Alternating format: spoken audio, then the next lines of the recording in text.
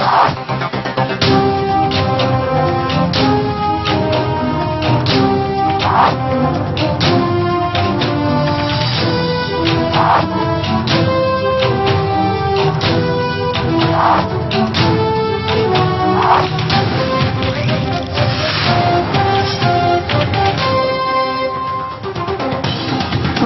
Captain தொலைக்காட்சிக்காக இரவு செய்திகளை வழங்குவது செம்மல ரமேஷ். முக்கிய செய்திகள். தேமுதிகவின் வடசென்னை மாவட்ட புதிய பொறுப்பாளர்கள் கேப்டன் விஜயகாந்தை சந்தித்து வாழ்த்து. முதலமைச்சர் வேட்பாளராக அறிவிக்கப்பட்ட கேப்டனின் கரங்களை வலுப்படுத்த அயராது பாடுபடுவோம் என உறுதி.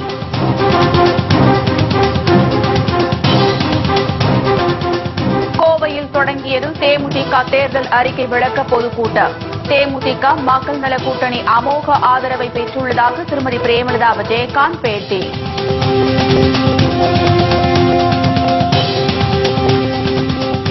ஜெயலலிதா மீதான சொத்து குவிப்பு மேல்முறையீட்டு வழக்கு ஏப்ரல் 5ஆம் தேதிக்கு ஒத்திவைத்தது உச்சநீதிமன்றம்.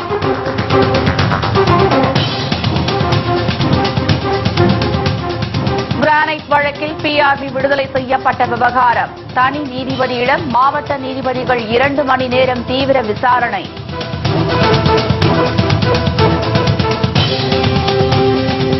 சுங்க கட்டண உயர்வை உடனடியாக திரும்ப பெற வேண்டும். மத்திய அரசுக்கு லாரி உரிமையாளர்கள் சங்கங்கள் வலியுறுத்தல்.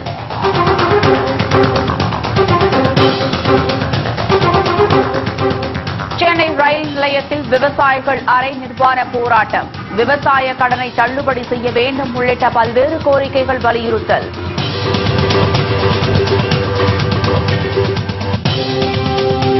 விரிவான செய்திகள். தேமுதிக வடசென்னை மாவட்டத்திற்கு புதிய பொறுப்பாளராக நியமிக்கப்பட்ட கழக நிர்வாகிகள் கேப்டன் விஜயகாந்திடம் நேரில் வாழ்த்து பெற்றனர்.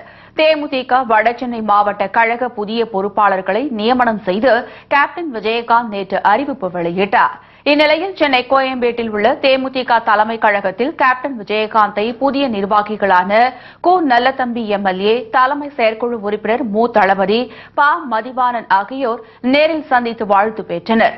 இதன் பின்னர் பேசிய வடசென்னை மாவட்ட புதிய நிர்வாகிகள், முதலமைச்சர் வேட்பாளராக அறிவிக்கப்பட்ட கேப்டனின் கரங்களை வலுப்படுத்த அயராது பாடுபடுவோம் என்று தெரிவித்தனர். தேசிய முற்போக்கு திராவிட கழகத்தின் நிறுவன தலைவரும் எனது குடும்ப தலைவருமான அன்பு தலைவர் கேப்டன் அவர்கள் இன்று முதல் வடசென்னை மாவட்ட கழகத்தின் பொறுப்பாளர்களாக என்னையும் என்னோடு மதிவாணன் அவர்களையும் தளபதி அவர்களையும் பொறுப்பாளர்களாக நியமித்துள்ளார். அதற்கு முதலில் அன்பு தலைவர் கேப்டன் அவர்களுக்கு நன்றியை வணக்கத்தையும் தெரிவித்துக் கொண்டு, இன்று முதல் கழக வளர்ச்சிக்காகவும் கழக வெற்றிக்காகவும் அயராது உழைப்போம் என்பதை என் தருணத்தில் தெரிவித்துக் கொள்கிறேன். தேமுதிக தேர்தல் அறிக்கை விளக்க பொதுக்கூட்டம் கோவையில் பிரம்மாண்டமான முறையில் நடந்து வருகிறது. தேமுதிகவின் தேர்தல் அறிக்கையை தமிழக மக்களிடம் எடுத்துக் கூறும் வகையில் கடந்த வெள்ளிக்கிழமை முதல் தேர்தல் அறிக்கை விளக்க பொதுக்கூட்டம் நடைபெற்று வருகிறது. இந்நிலையில் கோவையில் நடைபெற்று வரும் தேமுதிக தேர்தல் அறிக்கை விளக்க பொதுக்கூட்டத்தில் திருமதி பிரேமலதா விஜயகாந்த் கலந்து கொண்டு சிறப்புரையாற்றுகிறார். முன்னதாக செய்தியாளர்களிடம் பேசிய அவர், தேமுதிக மக்கள் நல கூட்டணிக்கு தமிழக மக்கள் மத்தியில் அமோக வரவேற்பை பெற்று வருவதாக கூறினார். மேலும் தேமுதிக வேட்பாளர் பட்டியல் அறிவிக்கப்பட்டவுடன் கேப்டனும் தாமும் தமிழகத்தில் உள்ள 234 தொகுதிகளிலும் கிராமமாக சென்று பிரச்சாரம் செய்ய உள்ளதாக தெரிவித்தார். 234 தொகுதியிலும் வேட்பாளரை அறிவித்த பிறகு கேப்டனும் நானும் கழகத்தினர் அனைவருமே தமிழகத்தில் இருக்கிற 234 தொகுதிக்கும் சென்று வேட்பாளர்களுக்காக 2ஆம் கட்ட பிரச்சாரத்தை ஆரம்பிக்கப் போகிறோம். இது தேர்தல் அறிக்கை விளக்க பொதுக்கூட்டம். அதனால எல்லா இடத்திலுமே தேர்தல் அறிக்கைக்கும் மிகப்பெரிய வரவேற்பு இருக்கு. லஞ்ச ஊழலுக்கு அப்பாற்பட்ட அதிமுக திமுகவுக்கு மாற்று அணி உருவாக வேண்டும் என்று ஒட்டுமொத்த இளைஞர்கள், பொதுமக்கள், தாய்க்குலங்களுடைய அமோகமான வரவேற்பு இருக்கிறத எங்களால கண்கூடா பார்க்க முடியும். ஜெயலலிதா மீதான சொத்து குவிப்பு மேல்முறையீட்டு வழக்கு ஏப்ரல் 5ஆம் தேதிக்கு ஒத்திவைத்து உச்சநீதிமன்றம் உத்தரவிட்டுள்ளது. வருமானத்திற்கு அதிகமாக சொத்து குவித்த வழக்கில் ஜெயலலிதாவிற்கு 4 ஆண்டுகள் சிறை தண்டனை விதிக்கப்பட்டது.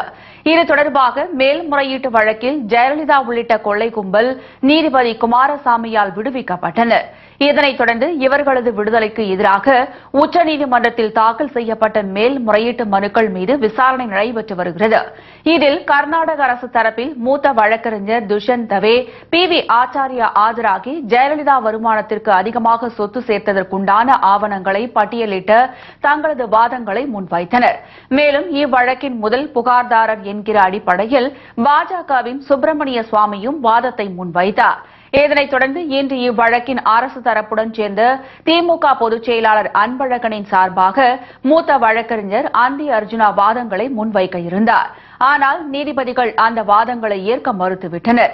மேலும் வழக்கை விரைந்து நடத்த வேண்டியிருப்பதால் திரும்ப திரும்ப ஒரே வாதங்களை தாங்கள் கேட்க விரும்பவில்லை என்றும் நீதிபதிகள் தெரிவித்தனர். இதன் பின்னர் ஜெயலலிதா தரப்பில் மூத்த வழக்கறிஞர் நாகேஸ்வர ராவ் தம்முடைய வாதங்களை முன்வைத்தார். இதன் பின்னர் இவ்வழக்கின் விசாரணை ஏப்ரல் 5ஆம் தேதிக்கு ஒத்திவைக்கப்பட்டுள்ளது. தமிழ்நாட்டில் அதிமுக ஆட்சியில் பெண்களுக்கு எவ்வித பாதுகாப்பும் இல்லை என்று மக்கள் நல கூட்டணியின் ஒருங்கிணைப்பாளர் வைகோ குற்றம் சாட்டியுள்ளார். பரமக்குடி தேர்தல் பிரச்சார கூட்டத்தில் பேசிய அவர், தமிழகத்தில் டாஸ்மாக் கடைகளை திறந்து வைத்து பெண்கள் உட்பட அனைவரையும் குடிகாரர்களாக மாற்றிய ஜெயலலிதாவை வரும் தேர்தலோடு விரட்டியடிக்க வேண்டும் என வலியுறுத்தினார். பெண் பிள்ளைகள் குடிக்கிறார்கள். இது காரைக்கால் அம்மையார் வாழ்ந்த நாடா? கண்ணகி பெருமை பேசும் நாடா? பத்திரி தெய்வங்கள் வாழ்ந்த நாடா? பண்பாடு நிறைந்த நாடா? ஐயோ, எல்லாம் நாசமாக போயிற்று. பிள்ளைகள் குடிக்கிறார்கள், சின்ன சிறு பிஞ்சுகள் குடிக்கிறார்கள், பள்ளி பிள்ளைகள் குடிக்கிறார்கள், கல்லூரி மாணவர்கள் குடிக்கிறார்கள், தகப்பன் குடிக்கிறார், சென்னையிலே பெண்கள் குடிக்கிறார்கள். எல்லாம் அழிந்து நாசமாக இந்த டாஸ்மாக் கடைகளும் ஒயின் ஷாப்பும் கள்ளச்சாராயம் வருகிறார் என்கின்றான் சில அறிவாளி. கள்ளச்சாராயம் வரும் என்பதனால் நீ டாஸ்மாக் கடை ஏறத்தால் கொலையும் கொள்ளையும் நடக்கிறதே, அதை தடுக்க முடியலையே. அப்ப எல்லா போலீஸ் ஸ்டேஷனையும் மூடிடு, கொலை கொள்ள நடக்கட்டும். இந்த ஒழிப்பதற்குத்தான் நாங்கள் மக்கள் நல கூட்டணியும் தேசிய முற்போக்கு திராவிட கழகமும் நாங்கள் கரம் கோர்த்திருக்கிறோம். இதைத் தொடர்ந்து பேசிய தொல் திருமாவளவன், அதிமுக திமுக எனும் மிகப்பெரிய சக்திகளை வீழ்த்த தேமுதிக மக்கள் நல கூட்டணியினர் வீடு வீடாக வீதி வீதியாக சென்று களப்பணியாற்ற வேண்டும் என கேட்டுக் கொண்டார். மேலும் கேப்டன் விஜயகாந்த் அணியின் சின்னங்களை பட்டியலிட்டு அதற்கான உதாரணங்களை அடுக்கினார் திருமாவளவன். எச்சரிக்கையாக இருக்க வேண்டும். மிச்சம் இருக்கிற இந்த 45 நாட்களில் ஒரு நாள் கூட ஓய்வின்றி நாம் உறக்கமின்றி உழைக்க வேண்டும். ஊர் ஊராய் செல்ல வேண்டும், வீதி வீதியாய் செல்ல வேண்டும், வீடு வீடாக செல்ல வேண்டும். மாற்றத்தை உருவாக்குவதற்கான இந்த கூட்டணியை ஆதரித்து மக்களிடத்திலே வாக்குகளை சேகரிக்க வேண்டும். நமக்கு ஒதுக்கப்பட்டிருக்கிற அந்த சின்னங்கள் எவ்வளவு பொருத்தமாக இருக்கின்றன என்பதை நீங்கள் புரிந்து கொள்ள வேண்டும் தோழர்களே. தேமுதிக சின்னம் முரசு. இந்த தேர்தல் களம் என்பது தர்ம யுத்தம் என்று நாம் பிரகடனப்படுத்தி இருக்கிறோம். நீதிக்கான யுத்த களம் என்று நாம் பிரகடனப்படுத்தி இருக்கிறோம். களத்திற்கு போவதற்கு முன்பு நாம் போர் முரசு கொட்டக்கூடிய வகையிலே தேமுதிக சின்னம் முரசு சின்னமாக அமைந்திருக்கிறோம். போர் முரசு கொட்டினால் போதாது, உழைப்பு முக்கியமானது. உழைப்பு எப்படிப்பட்ட உழைப்பாக இருக்க வேண்டும் என்றால் பம்பரம் சுற்றுவது போல் சுற்றி சுழன்று உழைக்க வேண்டும்.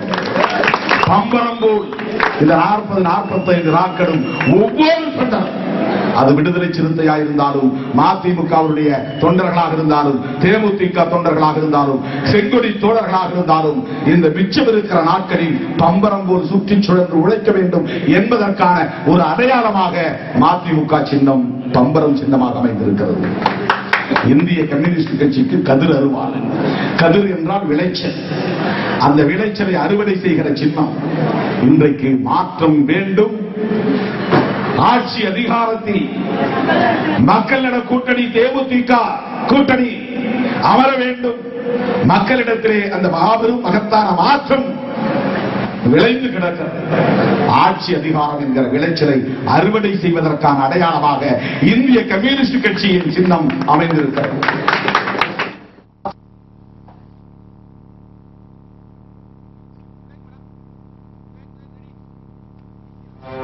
சிறிய இடைவேளைக்கு பிறகு மேலும் பல செய்திகளை பார்க்கலாம். பெற்று கிரானைட் முறைகேடு தொடர்பான வழக்குகளை விசாரிக்கும் நீதிபதியிடம் மாவட்ட தலைமை நீதிபதிகள் சுமார் 2 மணி நேரத்திற்கும் மேலாக விசாரணை மேற்கொண்டனர். மதுரை மாவட்டம் மேலூர், கீழையூர் ஆகிய பகுதிகளில் அனுமதியின்றி கிரானைட் கற்கள் வெட்டி எடுக்கப்பட்டது தொடர்பாக PRB கிரானைட் நிறுவன உரிமையாளர் பழனிசாமி உள்ளிட்டோர் மீது மதுரை மாவட்ட ஆட்சியராக இருந்த அன்சுல் மிஸ்ரா மேலூர் நீதிமன்றத்தில் வழக்கு தொடர்ந்தார். இவ்வழக்கு தொடர்பாக கடந்த சில நாட்களுக்கு முன்பு அளிக்கப்பட்ட தீர்ப்பில் பழனிசாமி உள்ளிட்டோரை விடுதலை செய்து நீதிமன்றம் உத்தரவிட்டது. இந்த நிலையில் கிரானைட் முறைகேடு தொடர்பான வழக்குகளை விசாரிக்கும் நீதிபதி மகேந்திர பூபதியிடம் மாவட்ட முதன்மை அமர்வு நீதிபதி பஷீர் அகமது, நீதிபதி சரவணன் ஆகியோர் இன்று மேலூர் நீதிமன்றத்தில் சுமார் 2 மணி நேரத்திற்கும் மேலாக விசாரணை மேற்கொண்டனர். டெல்லியில் 5 நாள் போராட்டத்தை முடித்துக் கொண்டு சென்னை திரும்பிய விவசாயிகள் அரை நிர்வாண போராட்டத்தில் ஈடுபட்டதால் பெரும் பரபரப்பு ஏற்பட்டது.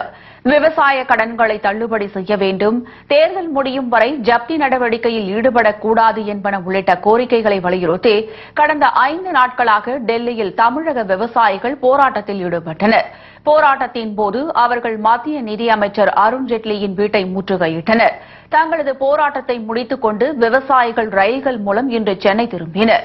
சென்னை சென்ட்ரல் ரயில் நிலையத்தில் தங்களது கோரிக்கைகளை வலியுறுத்தி அரை நிர்வாண போராட்டத்தில் ஈடுபட்டனர். விவசாயிகளை தூக்கில் போடாதே, தற்கொலைக்கு தூண்டாதே. பாரத பிரதமர் அவர்கள் தேர்தல் நிற்கும் பொழுது நான் ஜெயித்தால் நதிகளை இணைப்பேன் என்று சொன்னார். விவசாயிக்கு லாபகரமான விலை கொடுப்பேன் என்று சொன்னார். அதுவரை விவசாய கடனை தள்ளுபடி செய்வேன் என்று நிதியமைச்சர் அருண்ஜேட்லி சொன்னார். ஆனால் இன்று ஏலம் நகை விவசாயி தாலி, குண்டு, பாசி எல்லாம் ஏலம் போது வயலை ஏல விடுறாங்க. டிஆர்டி, சர்ஃபேஸ் ஆக்ட், ஹைகோர்ட் எல்லா வழியிலும் போடுறாங்க ஆர்பிட்ரேஷன் ஆக்ட். இதெல்லாம் கண்டிச்சு மனு கொடுக்க இருக்கும் தேர்தல் கமிஷனிடம். தங்களது கோரிக்கைகளை நிறைவேற்ற கோரி தலைமை செயலகத்தில் மனு கொடுக்க உள்ளதாகவும், நிறைவேற்றாத பட்சத்தில் தூக்கு போட்டு தற்கொலை செய்து கொள்ளப் போவதாகவும் விவசாயிகள் எச்சரித்துள்ளனர்.